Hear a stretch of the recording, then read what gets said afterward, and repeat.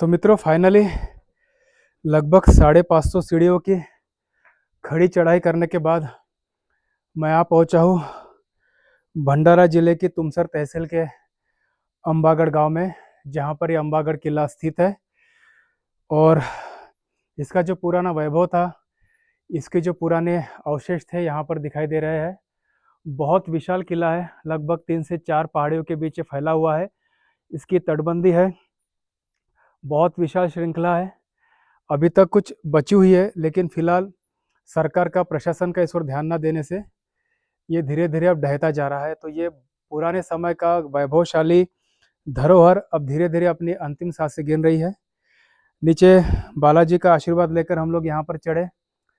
सांस फूल गई, दम आ रहा है, बोल नहीं पा रहा हूँ, लेकिन यहाँ पर पहुँचने का जो आनंद है उसे मैं शब्दों में बयान नहीं कर सकता।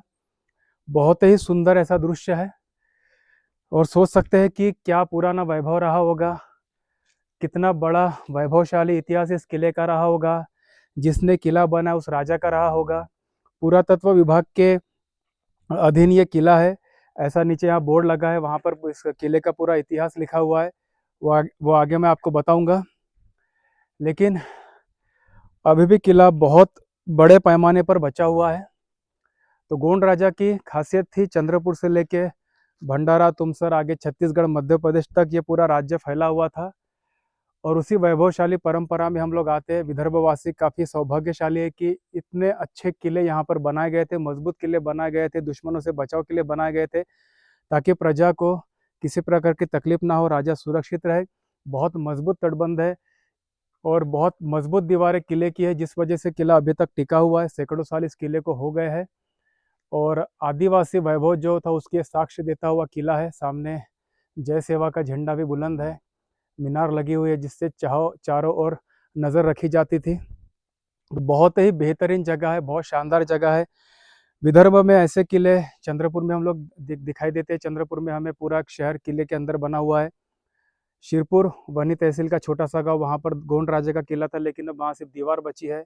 पौनी में बहुत बड़ा किला है जो अभी तक शेष है, बचा हुआ है, और उसका काफ़ी सौंदर्यीकरण करने से वो बहुत अच्छा दिखता है।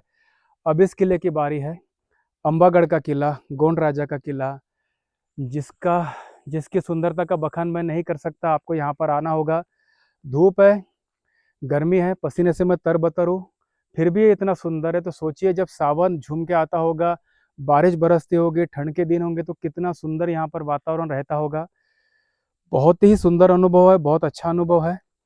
अब रात ढल रही है, तो हमें किले के नीचे उतरना होगा, और यहाँ पर बंदरों का, जंगली जानवरों का साम्राज्य है। इस वजह से हम लोग अब नीचे जा रहे हैं। लेकिन मेरी आपसे विनती है कि इस किले को देखने के लिए ज़रूर आए। हर महाराष्ट्र के निवासी ने इस किले को देखना चाहिए, हर आदिवासी ने इस किले को देखना चाहिए कि कितनी समृद्ध वैभवशाली परंपरा से हम लोग आते हैं, और इतना अच्छा यहाँ पर एक किला है।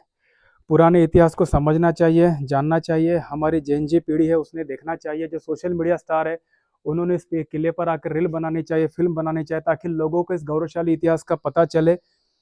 ये दरवाज़ा जहाँ से हम लोगों ने प्रवेश किया, सामने लोगों के रुकने की जगह एक सराय जैसा बनाया गया है, ताकि लोग रुक सके। और उसके अलावा वहाँ छोटी सी खिड़कियाँ बनाई है, जिसमें से हम लोग हर किसी की गतिविधि पर नज़र रख सकते थे।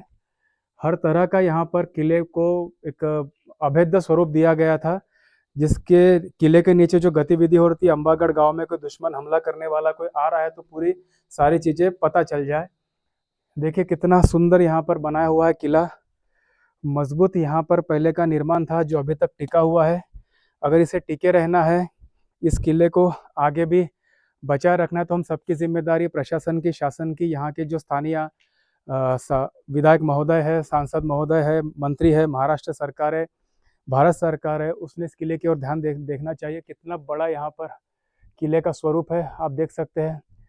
पश्चिम महाराष्ट्र में हम लोग छत्रपति राजा शिवाजी महाराज के किले देखते थे, उन्होंने जो बनाए थे, तो उसी प्रकार के किले यहाँ पर दिखाई देते हैं।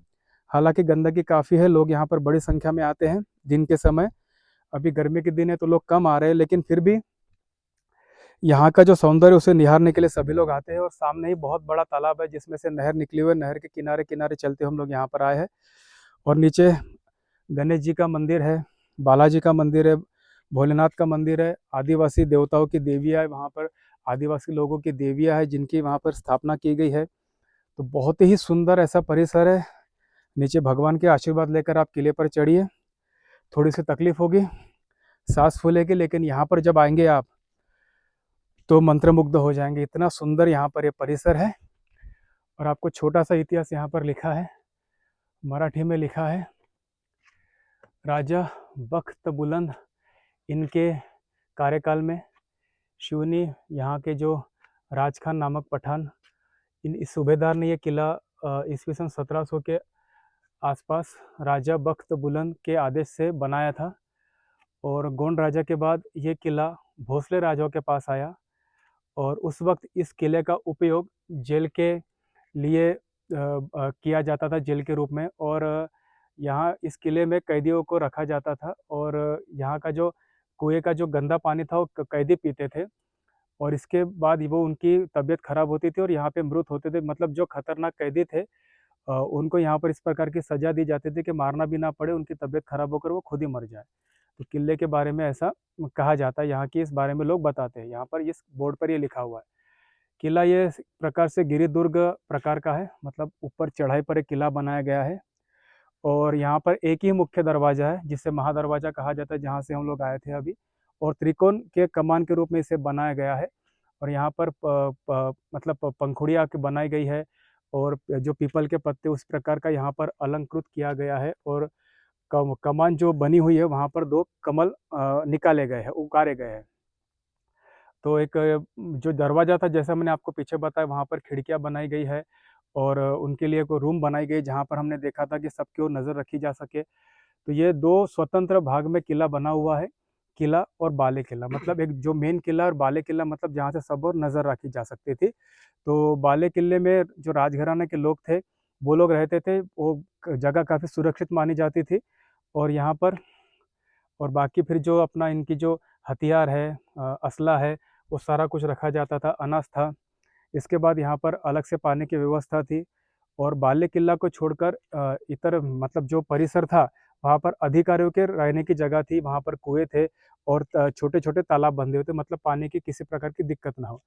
और यहाँ पर एक हत्ती खाना करके एक प्रसिद्ध जगह है। और किले की जो तटबंध है, जो आसपास की जो दीवार है, उसे तटबंध कहा जाता है मराठी में।